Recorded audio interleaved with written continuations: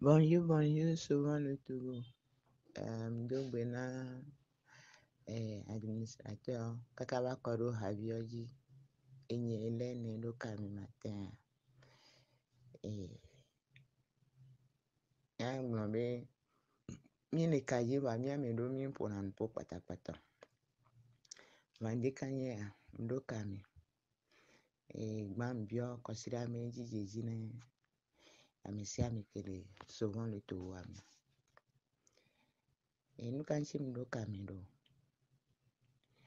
Miakwawe iswa demka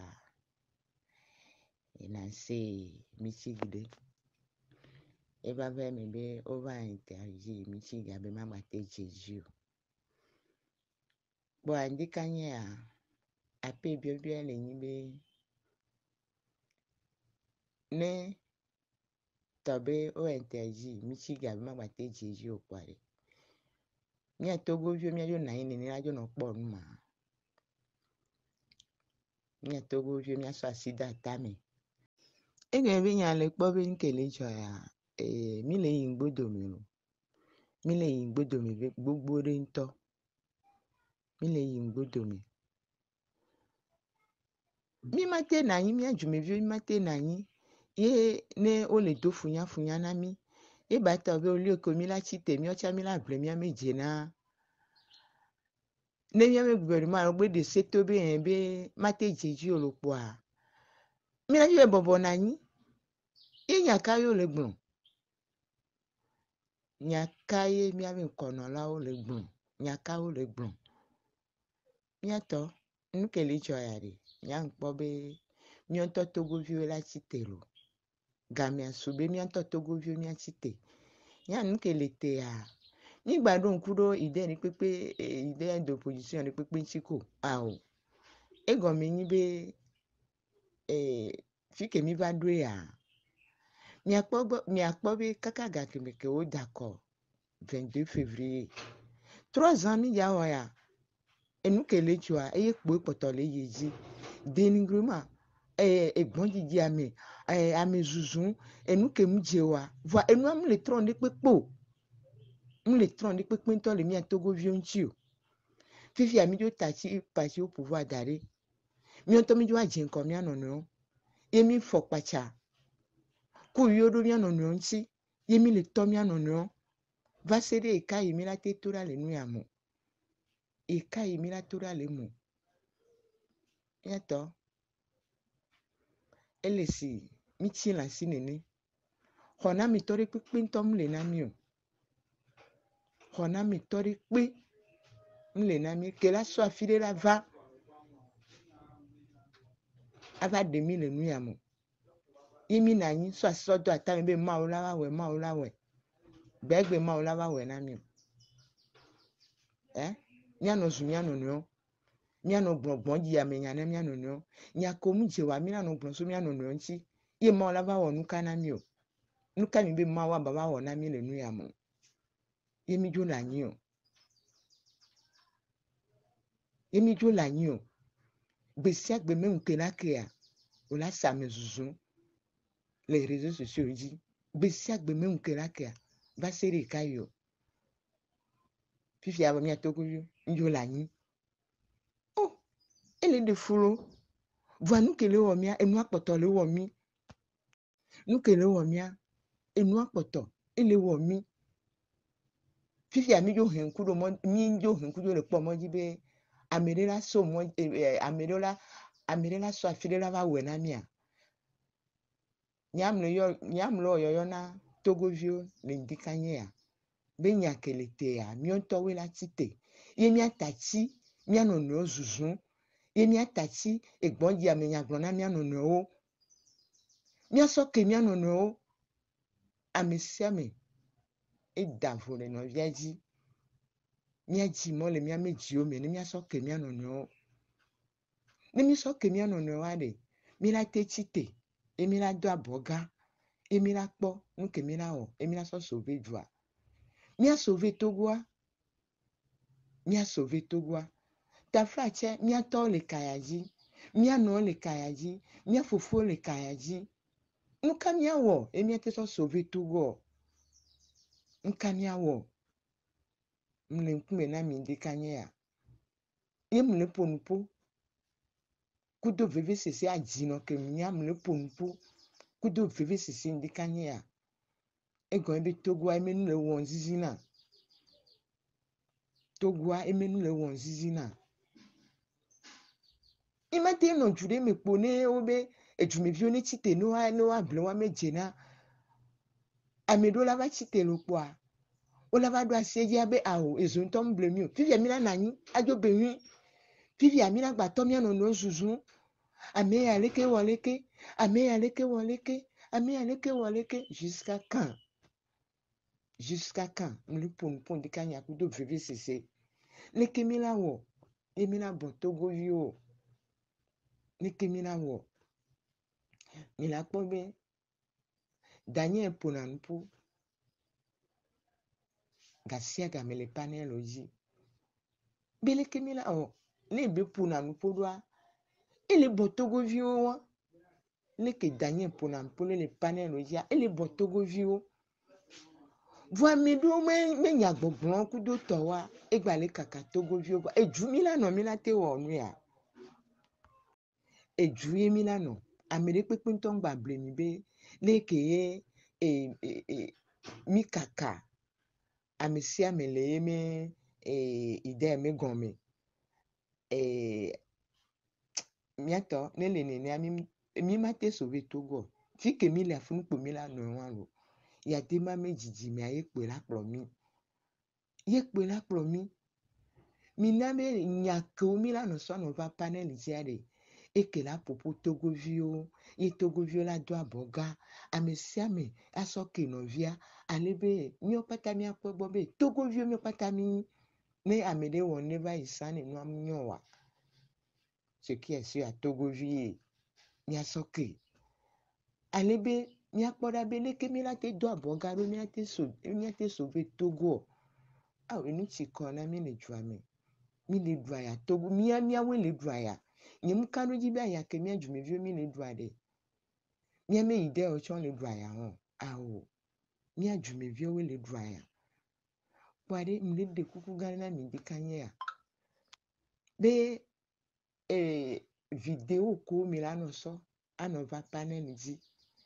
Oji ko milano so anova panel ji ade.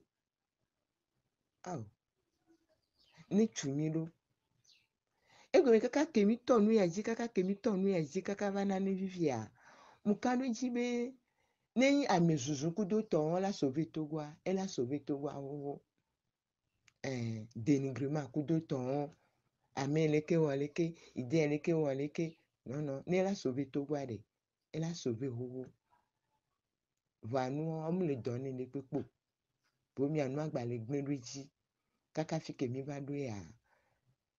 Mi no fi via zane 2025 à la gbado. Ameyo. Ola gba organiser ma barabara. Ola be yo bato. Nuka mi la wo. Mi apoto mi ano ya jia. Mi apoto mi ano ya jia. Mi ale sinkume ro. Mi ale sinkume. Msenare panel aji. Monsieur Zobron. Ipo na nupwe. Eglon na be he. Togo vio. Mi tachi a mezuzu kudo ton. Mi atachi hen kudo ton wade. Ne mi ado aboga. Mi a odeka. E mi asoke mi anono. Alebe mi ate sauver Togo. Oh. Besi agbe me unke la ke a o. Ame aleke munyo. Mi aji susu de mi adero. Amega hugo le kaji. Amega hugo le kaji. Donc, enu chikona mi. Agbon pe mi. Mi mnyale ke mi la wedo. Ye hona mi tori pe chamulo. Nyan pobe nyakele te ya. Nyon to pe la sauver mi amejua. Nyon to Togo vio pe la sauver mi amejua. Kwa mi a odeka. Mi a odeka mi asoke mi anono. Ele vivere. Nemne wa. Togo a. Ele nyon le tome. Togo le nyon le tome. Kwa mia no po togo kaka po ba nyon kaka nyon avo keke nya. Mia no po mia me jua. Ba no nyon le ke mia no po kaka lo kwa ba do toa. Mia ji susure mia de. Consider ne jeji ne nya dumi to de sia de. Ne ngule. Ne mu jeji na to do cha. Mi hwene ne ne mia drando. Mi sea. Mia drando ajinom me laisser vivre. Me laisser vivre, me laisser vivre nto. Me laisser vivre. Keke ane jeji na izane. Lekema, bonjour mon frère. C'est encore Georgina. Georgina. Au poire. Be amekela non koma. Ogblanyeni. Wa enu ena ele gblombe amezuzu kudo dengrema ameleke wo nu aleke no mi atachi nuawo. Mukano jibe ni mi tachi ni pe mi nuawa de. Iye nu kamila wo. Gamene Amerique ngba ba le nkona vo nto cha. Togo vieux nto la chitele wa do kusi. Nu kamila wo. Mila mobiliser peuple a enya kenya mle blonwa. Sine ke monsieur Daniel Ponanpo nene eya Ponanpo so na mobilisation me côté. Enu ke mila wa yiwa. Nya nkpo be nu ke mila wa yiwa. Kemponpo yivia est-ce que muyo ani se menkwa? Muyo dem ka menkwa? Ode ya leke dem ka eme meetinga o intergia. Eye nchinyam so ponpo aro. Mais vanya nyempo blombe alo munyi ani seto lekeleke non. Laissez bien. Togo vieux mi ani seto wa Togo vieux ni dem kato wa Togo vieux ni. Donc $1000 odekai. $1000 odeka. Ne amene le gbon vi abe ame aleke a avu ame nyam kewa ame adaji. Ego mi dem ka de kamate wo. Ani se chane kamate wo. Ole gbon vi abe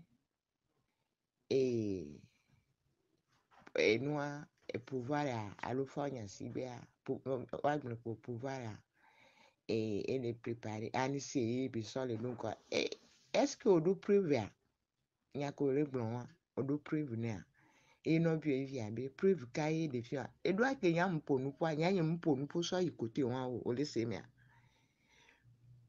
o ma gbono ezotigbe ale ezotigbe ale beru asi o a o e nya yim le défendre parti de pepe chan le fi o Togo vieux mi nde pepe te no jo Togo vieux mi do la do aboga ego embe Togo ale gban mi ami Togo ale ele nyon le tome ele do to keke etap potone Togo ale etap potone Togo a donc ele ke mi la wo nembe mi se mobiliser ye bi to be c'est le panel jin ke mi la wo mi ami en popo kudo to ele mobiliser jukwa nto pe la chi tele do kusi enya kelete a ngba nyi alo ne mi pobe amede sin par exemple si Daniel Haon nene a leke Daniel Ponanpo leke be mobiliser na ebe le mobiliser jukwa do a mi la te préparer a me won fait o la te yo jukwa ke mi la tachi po mi ami ide on to dare ke mi on to jume vieux mi la te chite fait et yang ba ni parti politique me nyore est-ce que le juo me are ide de le kona juo ke ngbo o chite a yo potane a im kan si mi on mate wene no mi o cha mi la te we fait voilà ke mi la o ke ngbo ne pe me no ara vemo mi la jijo dénigrement mi ano dénigrer mi ano no mi ano zu mi ano no mi do la tachi no ke ngbo ne pe me no la te po me ba ve tant que ne mi wene ne wa enu ke le wo mi e pe la poto ano wo mi o se mi a nkele wo mi e pe la poto ano wo mi donc a mi ji susu de mi ade Usia, nyawa, akpe no chakaka. Wanya mba fi mba le ponpo le parti le même comme non. Nyam le ponpo. Si jumevi neni, aji no cha encore. Nyanyem va fi ebe ma ba zo amede ma ba non. Nyanyem zu na mele panel dio. Nyem zu po, evi no mi. E nyam potona, blone be evi no mate na nyima no zo amea. Nyanyem zu na mo. Ne amede nto le zo amea, nto me nyawa vo amea note. Gapo pade, be mia note ne pe menwa. Ne mia drando. E izali. Bonjour, Monsieur Patrick. Logo au fond, il sauve dollar. Elle est là, ok. Et mia da pena mao. Msenko. Jina. Semia. Nyako mwa mse. Sea. Okware. Fike mi va do ya de. Fike mi va do ya. Mi va do to ami. Mi togo viware. Enuchi konami. Semia Patrick. Enuchi konami a togo vio. Mkano yibe kaka kenu ya jegome. Ko dako kaka wana ne fifia. Nibe amezuzu kudo denigrema kudo tola te sauver mia. Mina kwa de o semia. Voa enwa potole yeji. Ele glen le mia togo vionchi. Nyako blon be ma conseil mia to. Me kay mia to. Togo vio mio patami. O le funa togo vio nye. Ncha le fia togo vio nye. Alom najia. Togo vio nye. Me nya le kwa bende mu le nyo la fide wa. Leke ma oncha madre ro. O glen de be ma conseil mia to. Kenya va fi nyem popo mpola ni se men komode. Jamais. Nyam popo mpola ni se men komo. Nyam le ponpo. Si jumevi. Ele ponde mle nyon. Ichala gbon be nuya leke le pedo ya. Nyon. Men comme nya le ponpo le. Sinon nyam po le ponpo la ni se men komode. Ao. Eko le gbon be panel won ko yo ami to. Nyam le panel won to change you. Nyam le panel won ju. Wa ke oji ncham le. Nyake ncham agbon. Ncham gbon. Nyanyem le amezuzu menu omo. Ao. Nyem le amezuzu menu omo. Minya mezuzu e ja sauver juyo. Na mezuzu la sauver juyo. Amera ke po de o. Enu chikonami. Ne amede mle nyewa. Amede ane nye. Na amede mle nyewa. Amede ane nye. Mi mobiliser jukwa. Mi mobiliser peuple. Alebe peuple anto bate chitele dokusi. Mkano jibe ne mi mobiliser peuple ane. E jukwa anto la chitele dokusi. Wa mezuzu kudo tawade. Mjone pepe nto na mi le juyamo. Eglem le mianchi gbogbo re. Nkeke ane jeji no.